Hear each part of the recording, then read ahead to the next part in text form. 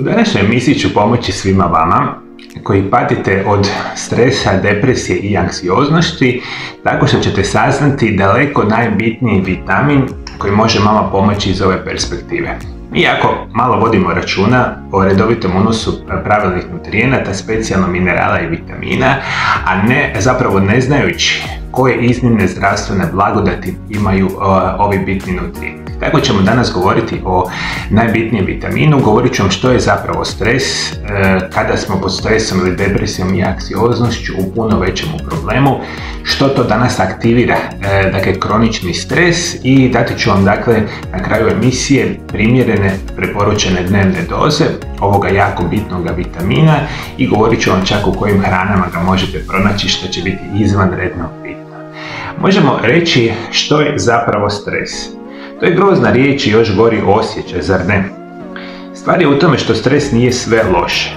Bez toga ne bismo bili motivirani da poduzmemo korake da se zaštitimo i planiramo budućnost. Određena razina stresa, posebno dobar stres, pomaže nam da se prilagodimo svome okruženju i tjera nas da bolje funkcioniramo. I dakle, to je jako bitno što trebate shvatiti. Dakle, nije svaki stres loš stres. Loš stres postaje kada mi duži vremenski period iznimno imamo visoku koncentraciju hormona stresa. Iz te perspektive razmišljajte mi, u određenim situacijama nam stres treba. Ovdje ključnu ulogu igra nadbubrečna žlijezda. Ona izlučuje primarne hormone stresa koji se nazivaju kortizol i adrenalin. Isto tako veliku ulogu u stresu ima inzulin, a sve je pod kontrolom samoga mozga. Kada izmaku kontroli normalne koncentracije hormona stresa u organizmu, dolazimo do velikih problema. I da mi malo jednostavnije shvatite kada nama onaj akutni stres treba u organizmu, morate malo shvatiti kako funkcionira zapravo sami mehanizam aktivacije hormona stresa. Evo jednostavan primjer. Vi recimo da vozite auto i vama u recimo datom trenutku netko ispred auta iskoči sa biciklom ili neko trči, nekakva osoba, i vi iste sekunde pod utjecajem hormona stresa brže reagirate, fokusiraniji ste i izbjegavate opasnu situaciju. Kada hormoni stresa se povećavaju u tijelu, oni ostale hormone smanjuju, što je jako bitno za reći. Dakle, hormoni stresa u datom trenutku, da bi tu stresnu situaciju brže odradili, oni jako se koncentriraju u organizmu i onda vi da izbjegnete ovu neugodnu situaciju, brži ste, fokusiraniji ste, imate brže reflekse i to vama rade hormoni stresa. Međutim, jako mi je bitno da shvatite. Hormoni stresa, kao što su kortizol, kao što su adrenalin, jedan jako bitan hormon stresa mi je inzulin, što veliki broj vas ne zna. Oni kad u koncentracijama idu jako visoko, one ostale hormone spuštaju prema dolje. Jer ove visoke koncentracije hormona stresa, rekao sam, u kratkom vremenskom periodu nama pomažu da čak izbjegnemo po život opasne situacije. I to je sasvim u redu kada su ti hormoni stresa gore, ostali hormoni se spuštaju do dolje i to može trajati otprilike sat, maksimalno možda 2 u jednom navratu, i onda se to mora početi ponovo balansirati. Ako ne dođe do te situacije, pa vama ovi hormoni stresa su značajno povišeni drugi vremenski period, mi ostvarujemo nešto što se naziva kronični stres. Kronični stres može utjecati na vas na više načina. Na primjer, istraživanja potvrđuju da povišene razine kortizola mogu povećati osjetljivost na neke bolesti, nedostatak sna, pa čak smanjenje mozga i probleme sa pamćenjem kod odraslih u srednjoj dobi. Kronični stres vam može uništiti kvalitetu života, pa čak smanjiti i funkciju imunološkog sustava. Vaše tijelo pod visokim razinama hormona stresa jako lako manifestira bolesti, što je jako bitno za reći. Kronični stres koji traje danima, tjednima, nekim osobama i mjesecima. Ista je situacija i sa depresijom i sa anksioznošću. Kada on dolazi u neku kroničnu fazu, onda postaju problemi itekako vidljivi. Razmišljate da se stres definira kao stanje mentalnog ili emocionalnog naprezanja ili napetosti koji proizilaze iz nepovoljnih ili vrlo zahtjevnih okolnosti.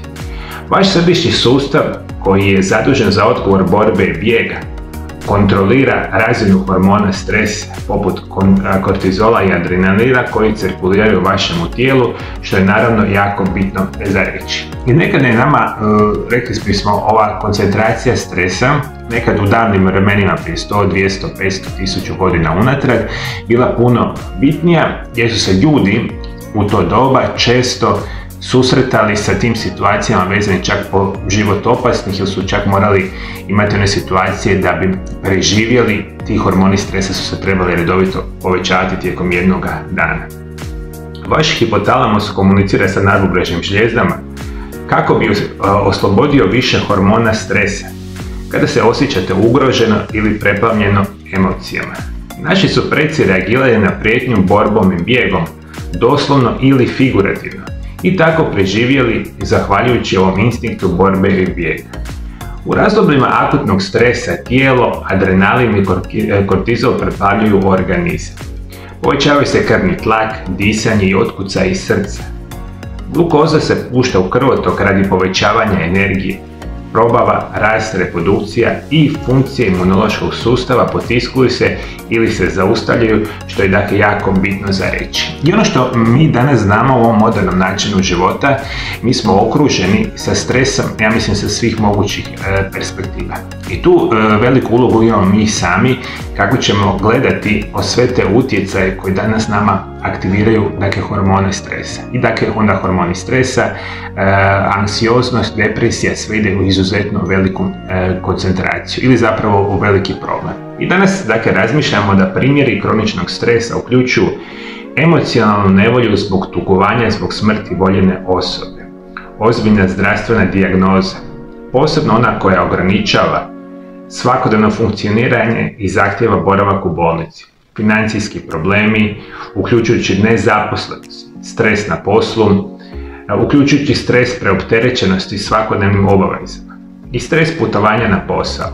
Kada se osjećate socijalno izolirano, obiteljski stres i puno toga, dakle nama aktivira modernom čovjeku da jednostavno ne možemo kontrolirati stres. A kao što sam na početku emisije rekao, dakle stres je nama bitan onim manjim koncentracijama dnevno, na visokim koncentracijama jako velike probleme stvaraju. I koji ključni vitamin ovdje igra, nećete vjerovati, postoji jedan vitamin koji se naziva vitamin B8 ili inozitol. Upravo dakle razmišljate da je inozitol kemijski spoj sa 9 stereoizomera, što je samo znanstveni način da se kaže da postoji u prirodi u 9 gotovo identičnih oblika. Ovaj jednostavni ugljikohidrat, najtočnije definiran kao šećerni alkohol, brzo se razgrađuje kako bi koristio kao izvor energije u tijelu. Inozitol itekako može pomoći našemu organizmu. I da mi lakše razumijete, dakle, inozitol je jedan krasan hormon koji ima značajnu mogućnost i značajno poboljšavanje funkcioniranja vašega mozga i samog živčanog sustava, koji smo rekli da je glavni, dakle, odgovorni za dio kontrole stresa, depresije i anksioznosti. Prevedeno znači, kada unosite inozitol, vaše tijelo će biti puno mirnije, puno relaksiranije, fokusiranije i hormoni stresa će se puno prije balansirati. Međutim, sami inozitol ima puno drugih zdravstvenih blagodati. I apsolutno razmišljate da inozitol kao takav je bitan u procesu izgradnje staničnih membrana. Također je sekundarni glasnik u vašem središnjem živčanom sustavu, što je jedan od razloga zašto je poznato da povećava utjecaj neurotransmitera u mozgu. Inozitol smanjuje hormone stresa i povećava hormone ugode, poboljšava plodnost i ima antikancerogena svojstva, čak sprečava nastanak dijabetesa. I kao što sam dakle na početku emisije vam rekao, veliki broj osoba danas ima visokih ili problema velikog tipa sa šećerom. Danas enormno konzumiramo šećer u svim namirnicama i veliki broj vas sad koji me gledate imate već rezistenciju na inzulin, koja će se u sljedećih nekoliko godina pretvoriti u dijabetes 2, što je izuzetno ozbiljno stanje. Upravo inozitol ili vitamin B8 pomaže nam kontroli šećera u krvi, što je jako bitna perspektiva. Isto tako razmišljate da pomaže u kontroli kod metaboličkog sindroma. To je skup simptoma koji povećavaju rizik od dijabetesa, bolesti srca i moždanog udara. Izgleda da primjena inozitola samog ili u kombinaciji sa alfa-lipoičnom kiselinom. Pridonosi smanjenju stupnja inzulinske rezistencije te razine kolesterola, triglicerida i krvnog tlaga kod postmenopauzalnih žena sa metaboličkom sindromom. I još dakle dvije jako bitne informacije. Dakle, inositol se zna da pomaže kod žena koji imaju sindrom policističnih jajnika, to je jako bitna informacija, i inositol ima mogućnost preveniranja, zapravo sprečavanje nastanka prijevremenog poroda. Prevedeno znači da trudnice obavezno moraju redovito uzeti vitamin B8 ili inositol i trudnoća kao takva će biti na boljoj perspektivi. Kada razmišljamo sami inositol, hranu koju trebate konzumirati vidjet će grah, grašak, smeđa, riža, pšenične mekinje, orašasti plodovi, banane, dinje, grožđice, kupus, jetrica, jaja su namirnice bogate vitaminom B8 i to je ono što vama itekako treba.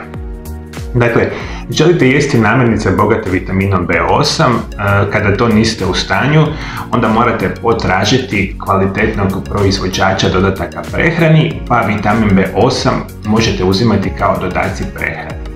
Nekakva preporučena dnevna doza ovoga vitamina će biti 250 mg svaki dan i na ovaj način vi značajno možete prevenirati nastanak kroničnog stresa, depresije i anksioznosti. Jeste mi shvatili, moji dragi gledatelji? Dakle, vitamin B8 itekako želite ukoliko ste pod kroničnim stresom, depresijom ili anksioznošću.